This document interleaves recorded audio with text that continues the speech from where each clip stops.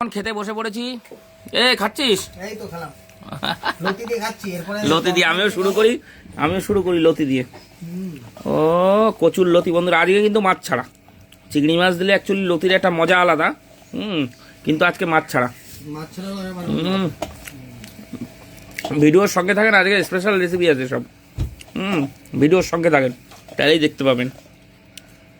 তো বন্ধুরা, এবার যেটাতে খাবো সেটা হচ্ছে একদম লাল লাল ঝাল ঝাল পমফ্রেট মাছ। মা বানিয়েছে ধনে পাতা দিয়ে, বেশ দেখেই তো মনে হচ্ছে একটা অমায়িক হয়েছে। ঠিক আছে, ছোটো আজকে পমফ্রেটগুলো, অত বিগ সাইজ না, বাট কেমন খেতে জানি না। কেমন রে, ভালো পমফ্রেটগুলো? টেস্ট আছে?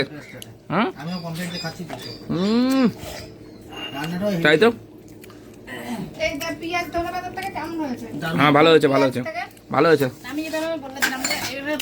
বাহ,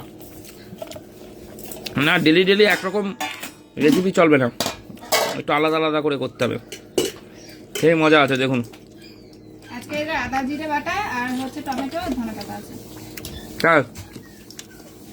বাহ।